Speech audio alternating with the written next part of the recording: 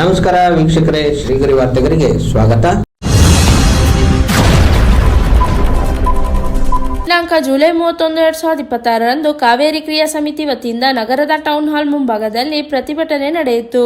S Jayaprakash, JP Mugur, Nanjundaswamy, Tejesh, Lokesh Gowda, Somegowda, Shivalingaiah, Manjula ಹಾಗೂ ಮತ್ತಿತರರು ಉಪಸ್ಥಿತರಿದ್ದರು.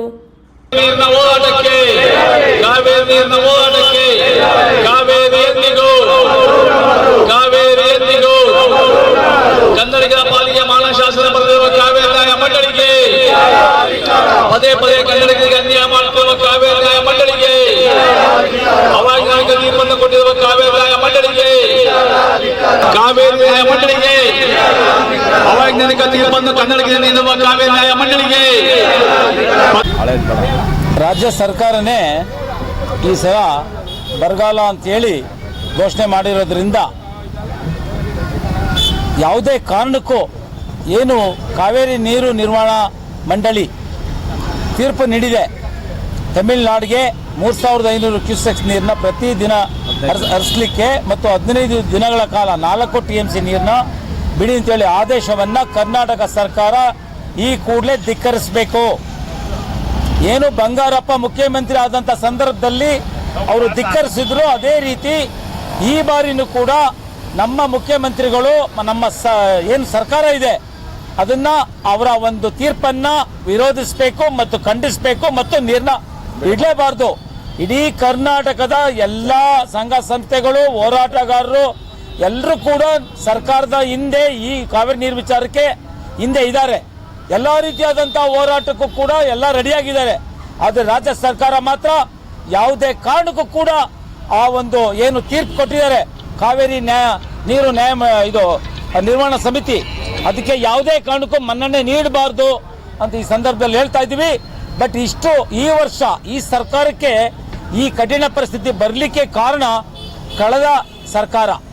ಕಳೆದ ಸರ್ಕಾರ ಸಿದ್ದರಾಮಯ್ಯ ಮುಖ್ಯಮಂತ್ರಿ ಆದಂಥ ಸಂದರ್ಭದಲ್ಲಿದ್ದಂಥ ಸರ್ಕಾರ, ಮಂತ್ರಿಮಂಡಳ ಅವರೇ ನೇರ ಹೊಣೆ, ಅವರಿಂದನೇ ಈ ಪರಿಸ್ಥಿತಿ ಬಂದಿದೆ. ಏಕೆಂದರೆ ದಸರಾ ನಡೀಲಿ ಅಂತ ಹೇಳಿ ಕಳೆದ ಬಾರಿ ನಾವು ಬಹಳ ಶಾಂತಿಯುತ ಧರಣಿನ 100 ದಿನಗಳ ಕಾಲ ಮಾಡಿದ್ದೀವಿ. 100 ದಿವಸ ಎಲ್ಲರೂ ಕೂಡ, ಎಲ್ಲ ಸಾಹಿತಿಗಳು, ಎಲ್ಲ ಹಿರಿಯರು, ಎಲ್ಲ ಸಂಘ ಸಂಸ್ಥೆಯವರು ಎಲ್ಲರೂ ಕೂಡ ಹೋರಾಟದಲ್ಲಿ ಭಾಗವಹಿಸಿದ್ದಾರೆ. 100 ದಿವಸ ಸೌಜನ್ಯಕ್ಕಾದರೂ ಈ ಜಿಲ್ಲೆಯಿಂದ ಪ್ರತಿನಿಧಿಸುವಂತ ಮುಖ್ಯಮಂತ್ರಿ ಸಿದ್ದರಾಮಯ್ಯ 1 ದಿವಸ ಭೇಟಿ ನೀಡಿಲ್ಲ. ಇಲ್ಲಿ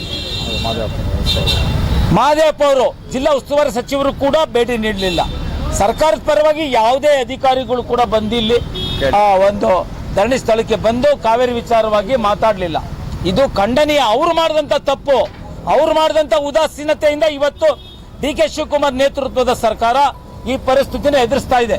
ಸಿದ್ದರಾಮಯ್ಯ ಅವರ ನೇತೃತ್ವದ ಸರ್ಕಾರ ಮಾಡಿದಂಥ ತಪ್ಪು, ಹಾಗಾಗಿ ಅದೇ ತಪ್ಪನ್ನ ಈ ಸರ್ಕಾರ ಮಾಡಬಾರ್ದು. ಯಾವುದೇ ಕಾರಣಕ್ಕೂ ನೀರು ಬಿಡಬಾರ್ದು. ಇಡೀ ಕರ್ನಾಟಕ ಜನತೆ ಈ ಹೋರಾಟದಲ್ಲಿ ಭಾಗವಹಿಸ್ತಾರೆ, ನಿಮ್ಮ ಹಿಂದೆ ಇದ್ದಾರೆ. DK ಶಿವಕುಮಾರ್ ಅವರೇ, ಮುಖ್ಯಮಂತ್ರಿಗಳೇ, ಯಾವುದೇ ಕಾರಣಕ್ಕೂ ನೀವು ನೀರು ಬಿಡಬೇಡಿ.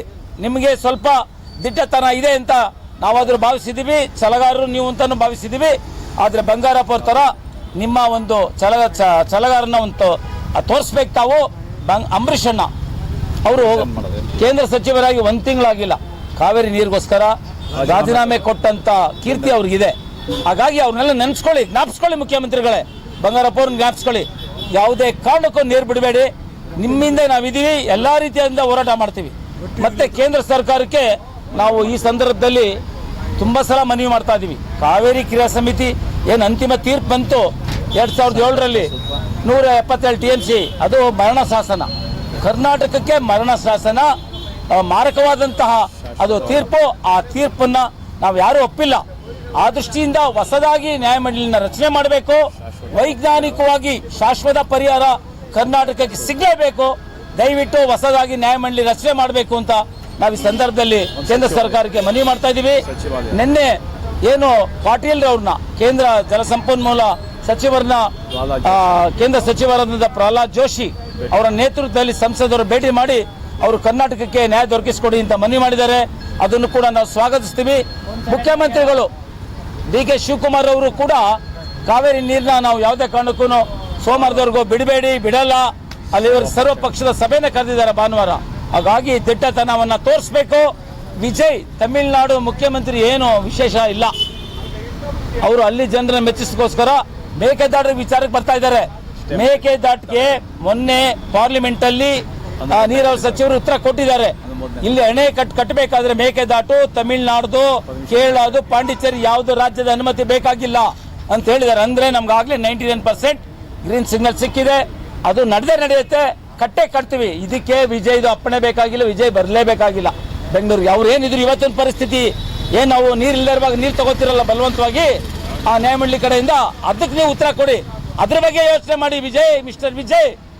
ನೀವು ಇಲ್ಲೇನು ಬಂದು ಬೆಳೆ ಬೇಯಿಸೋದು ಬೇಕಾಗಿಲ್ಲ ಅಂತ ಈ ಸಂದರ್ಭದಲ್ಲಿ ನಾನು ಹೇಳಕ್ಕೆ ಇಚ್ಛೆ ಪಡ್ತೀನಿ.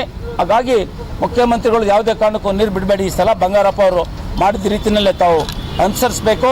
ಹಾಗಾಗಿ ನಾವೆಲ್ಲರೂ ಕೂಡ ಎಂಟೈರ್ ಕಾವೇರಿ ಕ್ರಿಯಾ ಸಮಿತಿ ಸಂಘ ಸಂಸ್ಥೆ ಈ ಭಾಗದಲ್ಲಿ ಇರುವಂತಹ ಏನು ಮೈಸೂರು, ಮಂಡ್ಯ, ಹಾಸನ, ಯಾವ ಚಾಮನಗರ ಯಾರೇ ಇರ್ಬೋದು, ಕಾವೇರಿ ಕ್ರಿಯಾ ಎಲ್ಲ ಜನರು ಕೂಡ ನಿಮ್ಮ ಹಿಂದೆ ಇದ್ದಾರೆ. ದಯಮಾಡಿ ನೀರು ಬಿಡಬೇಡಿ. ಮತ್ತೆ ಮುಂದಿನ ವಾರ್ತೆಗರಿಯಲ್ಲಿ ಭೇಟಿಯಾಗೋಣ. ಶ್ರೀಗರಿ, ನಿಮ್ಮ ಮನದಾಳದ ಗರಿ.